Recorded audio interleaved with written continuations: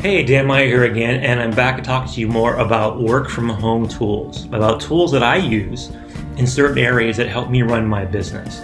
And in this section, I'm going to talk about three different types of tools. I'm going to talk about project management tools, tools that I use to kind of run my business operationally, messaging tools that I use for messaging clients and employees, and storage tools, cloud storage tools, where we put things so we can share them across the web. Now, to keep in mind that I have employees that work on the other side of the planet and work in different time zones. I have employees that work 24/7, 365. So there's always a need for me to be able to reach them and to help them at various times.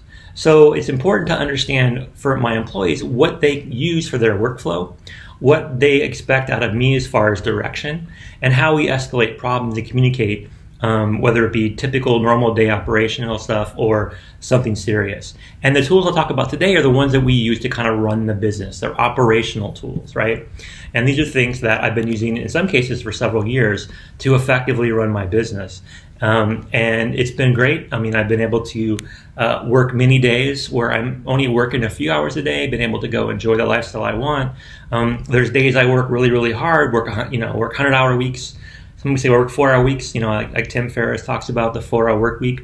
It's something that I figured out. And part of it is I built systems that my team buys into, that my team actually helps me run, that I have managers in my business that manage the business, all based on systems. And these tools are what enable the systems to be effective. So the first thing I'll talk about, this first section, is project management tools. Now, project management tools are ones that really help you keep yourself organized.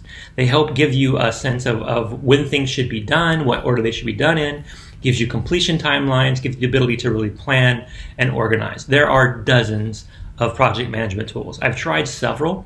I've tried Basecamp, I've tried Asana, I've tried Monday. My personal favorite, the one that I use and have been using for a couple years now, and the one that my team is well versed on, is Trello.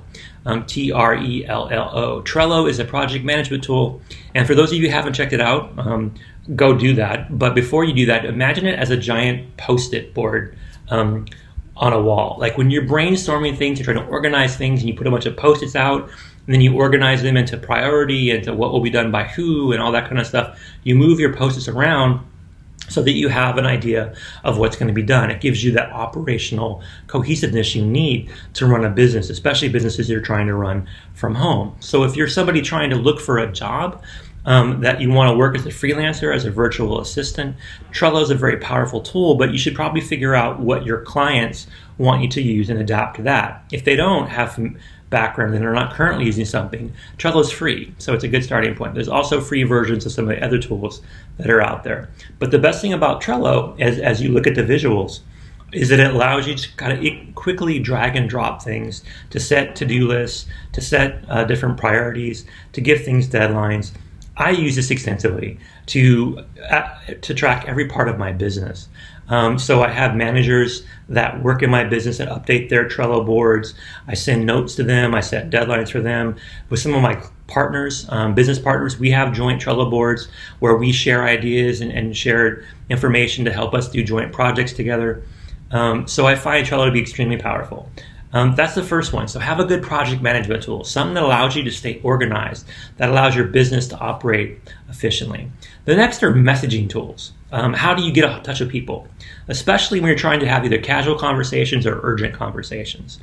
A lot of clients, especially bigger clients, will probably have messaging apps that may be internal or proprietary to that company. They also may have invested in buying some kind of out-of-the-box messaging app. But most small businesses and most freelancers that are working for small businesses as a virtual staff are going to rely on messaging apps. And we all know those because we use them in our personal lives. Facebook being the most common. Facebook Messenger is used every day by like 2 billion people. And on top of Facebook Messenger, you have things like WhatsApp and WeChat, and there's a whole number of them, right?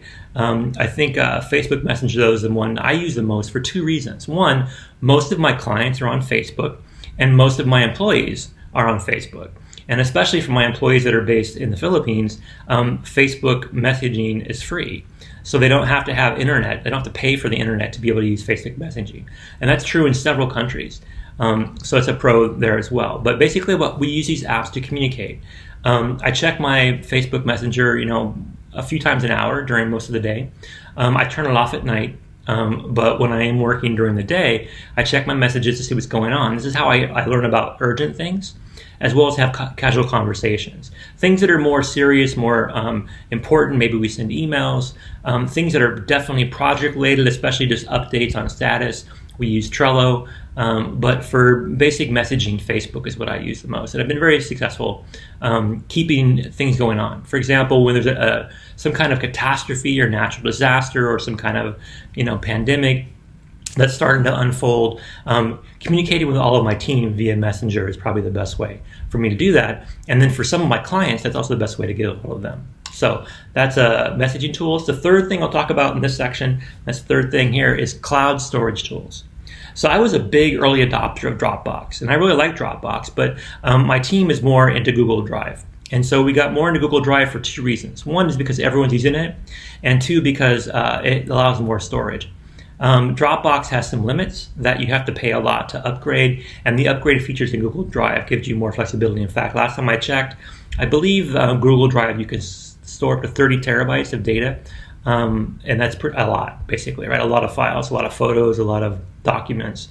So we use Google Drive to store most of our important documents. We may put some things in Trello that are more for workflow or more for projects that are in process, but things that are about running the business, things that require a shared environment where we can update, spreadsheets or PowerPoints or Word documents. We use the Google versions of those on Google Drive. That's how I manage a CRM, how we manage our payroll. I find them to be most effective for the business. So I'm a big proponent of Trello. I'm a big proponent of Facebook Messenger, and I'm a big proponent of Google Drive. And those are the three tools that I use and I check on a regular basis, several times a day, to see what's going on. I use Trello to plan my day. I use Messenger to communicate throughout the day. And I use Google Drive to house things that I need to refer to on a regular basis. So that's the first section. I'll be back soon with some more sections about other tools that I use to be successful running a home-based business.